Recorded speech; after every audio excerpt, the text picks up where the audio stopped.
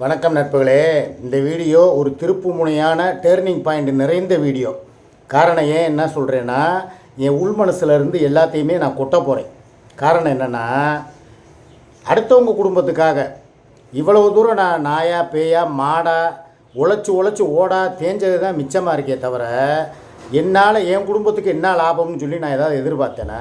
7 வருஷமாக என்றைக்கு இவ்வளோ போய் நான் தொட்டேனோ அன்றைக்கே நான் கெட்டேன், அது வேறு விஷயம். ஆனால் இன்றைக்கி உள்ள சூழ்நிலைக்கு என் பொண்டாட்டிக்கு ஒரு பேங்க் அக்கௌண்ட் இல்லை. மானிட்டேஷன் அவள் யூடியூப் சேனலுக்கு ஓப்பன் ஆகியும் இன்னும் அவள் ப்ரூஃப் கொடுத்து சீக்ரெட் நம்பர் கொடுத்து ஏடிஎம் பின் நம்பர் வரும் பார்த்தீங்களா, அதை மாதிரி யூடியூப் சேனலுக்குன்னு சொல்லி ஒரு பின் நம்பர் இருக்குது. அந்த பின் நம்பரை வாங்கி அதை அட்டாச் பண்ணி அதை நம்ம இதில் யூடியூப்காரங்கள்ட்ட கொடுத்தா தான் அவங்களுக்கு பணமே வரும். ஆக இப்போ அவங்களுக்கு ஏற்கனவே இருந்த பழைய சேனல் போய் 3 மாதம் ஆகுது. இப்போ வரைக்கும் ₹1 அவங்க எடுக்கலை. அவங்க எத்தனை நாளைக்கு தான் என் கையவே எதிர்பார்த்துக்கிட்டு இருப்பாங்க? என் கையை எதிர்பார்க்கலாம், அதில் தப்பு கிடையாது. ஏன்னா நான் தான் என் குடும்பத்துக்கு கொடுக்கணும் அந்த பணம் வர்ற வரைக்கும். ஆனால் அதுக்கு உண்டான முயற்சிகளை யார் எடுக்கிறது? நான் தானே எடுக்கணும்.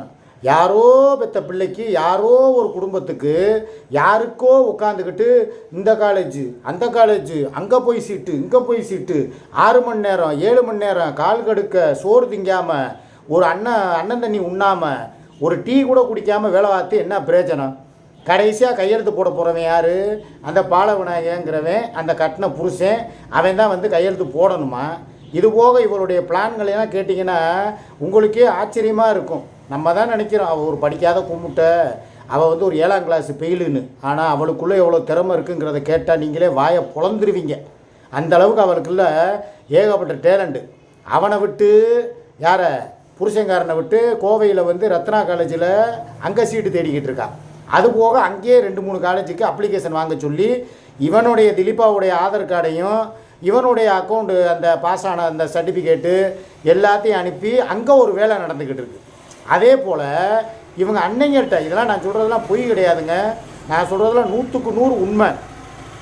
அன்னைங்கள்கிட்ட அவங்ககிட்ட சொல்லி திருச்சியில் அங்கே உள்ள காலேஜில் ஹாஸ்டலோடு இருக்கிற காலேஜ் இல்லைன்னா விராலிமலையில் அந்த சரௌண்டிங்கில் போய் நீ அங்கே போய் தேடு, அங்கே ஏதாவது ஒரு காலேஜ் கிடைக்கும் அப்படின்னு சொல்லி இவனுடைய பயோடேட்டா, இவனுடைய ஆதார் கார்டு, இவனுடைய அந்த கம்யூனிட்டி சர்டிஃபிகேட்டு எல்லாத்தையும் அனுப்பி விட்டு அங்கேயும் இவன் இடம் பார்த்துக்கிட்டு இருக்கா காலேஜுக்கு. 1, 2வது கோயம்புத்தூர், 3வது என்னையை வச்சு மதுரை, 3ல் அப்படியே ரவுண்ட் அடிச்சுக்கிட்டே இருக்கா. அவள் பெத்த பிள்ளை மேலே எம்பிட்டு அக்கறையாக இருக்காங்கிறதுக்கு ஒரு உதாரணம் சொல்கிறேன்.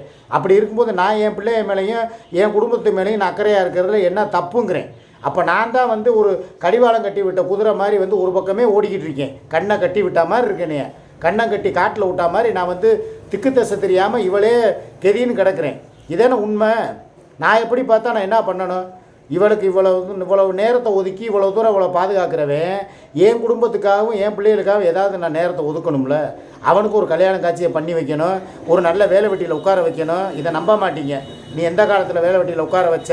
கட்டப்பை கரிப்பை விட்டு என்றைக்கு நீ வெளியே வர்றியோ அதுக்கப்புறம் தான் அவனுக்கு வேலை வெட்டியை உட்கார வைப்ப, ஒரு கல்யாண காட்சியை பண்ணுவேன். இப்போ நடக்கிறத சொல்லு அப்படிம்பீங்க. இன்றைக்கி நான் நடக்கிறது என்னன்னா, இவ்வளவு நாள் நான் ஒரு குருட்டுத்தனமாக ஏதோ இவளே கெதின்னு சொல்லி வாழ்ந்துட்டேன். ஆனால் இனிமேல் என்ன முடிவு எடுத்திருக்கேன்னா, என் குடும்பத்துக்கும் ஏதாவது நல்லது செய்யணுங்கிற முடிவில் இன்னையிலேருந்து நான் ஸ்டார்ட் பண்ணுறேன். உனக்கு வாரத்தில் 7 நாளில் ஒதுக்குனேன்னா இனிமேல் உனக்கு 7 நாள் கிடையாது. என் குடும்பத்துக்காக 3 நாள், உனக்காக 4 நாள், அப்படித்தான் நான் இனிமேல் இறங்கி வேலை பார்க்க போகிறேன். இப்போ சுமிக்கு போய் பேங்கில் அக்கௌண்ட் ஓப்பன் பண்ணி கொடுத்துட்டு நான் தான் அவளுக்கு நாமினி, நான் தான் அவளுக்கு கேரண்டர். என்னுடைய அக்கௌண்ட் இருக்கிற பேங்க்லேயே அவளுக்கு ஓப்பன் பண்ணுவேன். இல்லையா ஏற்கனவே அவளுக்கு என்னுடைய மகன் அச்சு இருக்கான் பாருங்கள், அவனுக்கு ஓப்பன் பண்ண அக்கௌண்ட் இருக்கிற இடத்துலையே போய் ஓப்பன் பண்ண போகிறேன். காலையிலே நீ ரெடியாரு, நான் வந்துக்கிட்டே இருக்கேன்ட்டேன். 2வது அவகிட்ட இருந்து சேனலை குமரேசங்கிட்ட இருந்து வாங்க போகிறேன். ஏன்னா அவன் ஏமாற்றிட்டான்னு சொல்லி கண் கூட தெரியுது. கேட்டால் 7500 பணம் பேங்க்குக்கு வரவே இல்லை. ஏன்னா இவ்வளோ தூரம் இப்போ சூர்யா சொல்கிற மாதிரி சுமி போயிருக்க வேண்டிய அவசியமே கிடையாது. ஏன் மதுரையில் இல்லாத பேங்கா? இல்லை நாய் இல்லையா? கண்ட நாய்க்கெல்லாம் பேங்கில் அக்கௌண்ட் ஓப்பன் பண்ணி கொடுத்து மசாலாவுக்கு சர்டிஃபிகேட் வாங்கி கொடுத்து இன்றைக்கி அவளை ஒரு ஸ்டாண்டர்டாக உட்கார வச்சு அவள் பிள்ளைகளை படிக்க வச்சு இனி அவன் இந்த கோகுலுக்கும் இப்போ +2 வரைக்கும் படித்து முடித்தாலும் அவனுக்கும் காலேஜில் சீட்டு வாங்கி கொடுத்து எல்லாம் பண்ணுறேன்னா என் குடும்பத்துக்காக ஏதாவது பண்ண மாட்டேனா? அதனால் நான் ஒரு முடிவு எடுத்துட்டேன். நீ வா, எதுக்கு தேவையில்லாமல் போய் அவன்கிட்ட காசை கொடுத்து ஏமாந்து இப்போ திருப்பி அவன் சேனல் பார்க்க மாட்டேன்ட்டான்.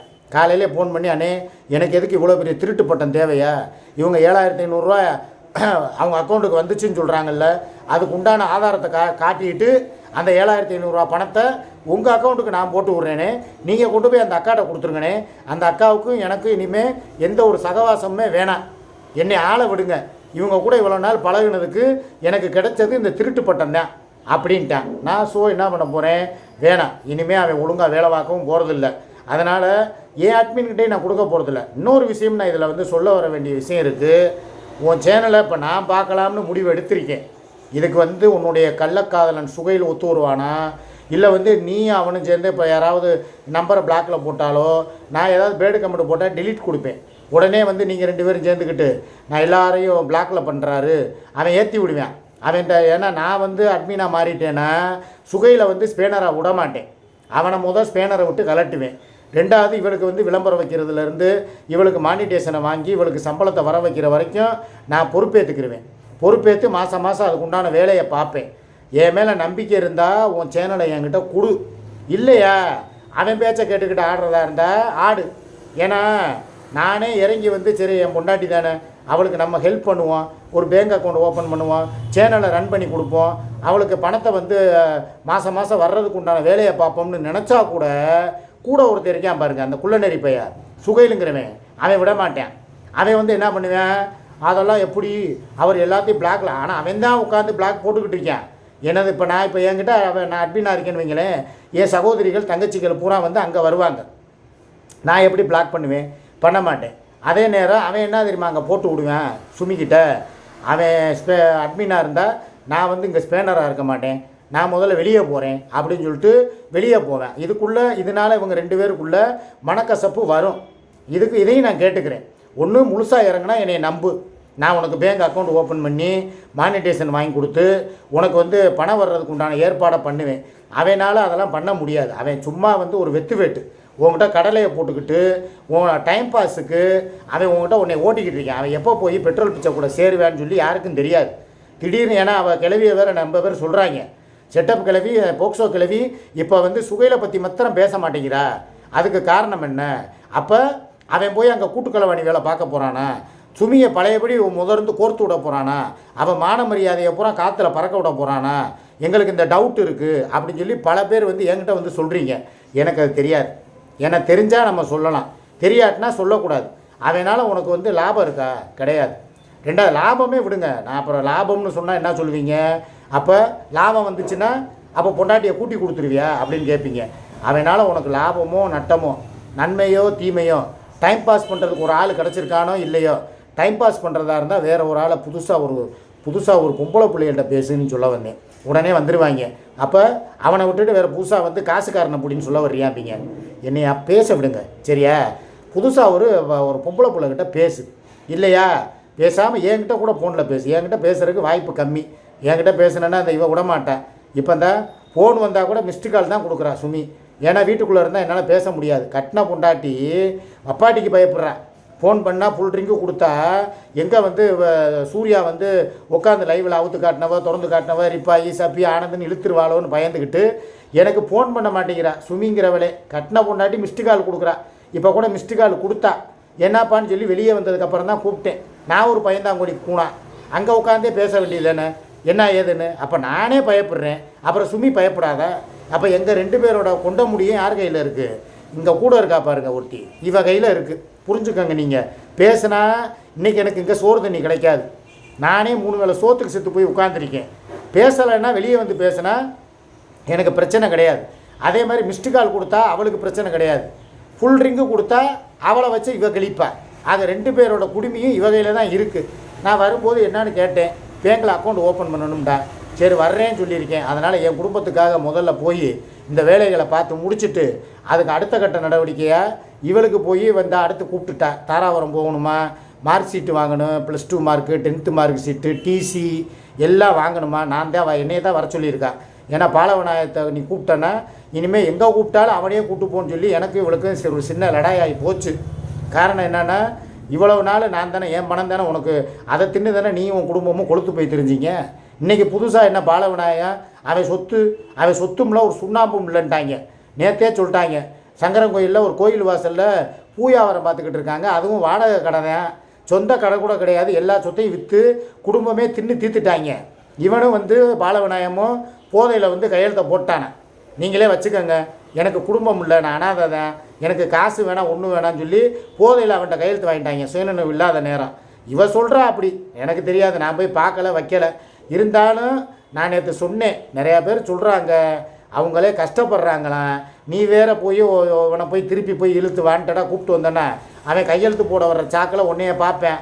நீ இப்போ முந்தி மாதிரி கிடையாது, நல்ல அந்த அந்த அந்த என்ன க்ரீமு, இந்த ஃபேஷியல் க்ரீமு, அது பேர் நல்ல பேர் சொன்னாடா, அது கூட வாயில் நுழைய மாட்டேங்குது, சீரம் க்ரீம்லாம் போட்டு அப்படியே கொஞ்சம் பார்க்குறதுக்கு பளபளன்னு வேறு இருக்க. பழைய மாதிரி இருந்தால் பரவாயில்ல, பழைய கருப்பி இல்லை, நீ இப்போ ஓரளவு கொஞ்சம் சிகப்பியாக இருக்க. உன்னைய பார்த்தா அவன் விட மாட்டேன். அப்புறம் கையெழுத்து போடுற சாக்கில் உன்னை இழுத்து போட்டு வேறு ஏதாவது ஒன்று குஜிலி மஸ்து பண்ணாலும் பண்ணுறதுக்கு வாய்ப்பு இருக்குது. அதனால் வேணாப்பா, நானே வர்றேன், எதுக்கு வெளியில் போகிறத பிடிச்சி வேட்டிக்குள்ளே விடுற, இன்னும் உனக்கு வீடு கட்டுற வேலை வேறு இருக்குது, நான் இருந்தால் தான் எல்லாம் பண்ணணும். இடம் பொருள் ஏவல் பார்த்து பேசு.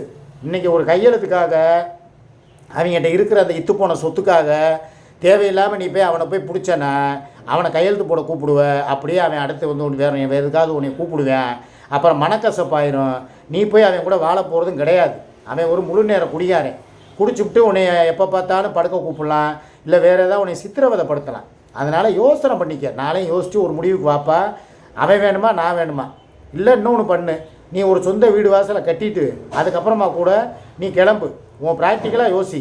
ஏன்னா இவ்வளோ நாள் என் கூட எடுத்துட்டேன். வெண்ணெய் திரண்டு வரும்போது பானையை உடஞ்ச கதையா, +2 முடிச்சுட்டு அவன் காலேஜ் போக்கு சேரும்போது பாலவிநாயகத்தை உள்ளே கொண்டு இழுத்து விட்டு தேவையில்லாமல் உன் வாழ்க்கையிலையும் பிரச்சனை, என் வாழ்க்கையிலையும் பிரச்சனை. நானும் போய் சுமி கூட நிம்மதியாக இருக்க முடியாது. அவளும் இன்னும் முழுசாக சுகையில் விட்டு வெளியே வரலை. அவன் தான் அவனுக்கு இப்போ எல்லாமே இருக்கான். அப்படிங்கும்போது நான் போய் அங்கே உட்காந்துக்கிட்டு அவன் மாடியில் போய் மொட்டை மாடியில் உட்காந்துக்கிட்டு ஏதாவது பேச்சுவார்த்தையை போட்டுக்கிட்டு இருந்தா, கடலையை போட்டுக்கிட்டு இருந்தா, இல்லை ஏசி ரூமில் உட்காந்துக்கிட்டு இவன் ஏசி ரூமில் படுத்துக்கிட்டு என்னையை ஏர் கூலரில் படுக்க விட்டாலும் எனக்கு கோபம் வந்துடும். அதனால் 2 பேருமே பேசி ஒரு அண்டர்ஸ்டாண்டிங்காக ஒரு முடிவுக்கு போவோம்ப்பான்னு சொல்லி சொன்னேன். சரி, நீ சொல்கிறது நல்ல ஐடியாவாக தான் இருக்குது, பாலவிநாயகத்தை கொஞ்சம் நாளைக்கு நான் தள்ளி வைக்கிறேன்ட்டான்.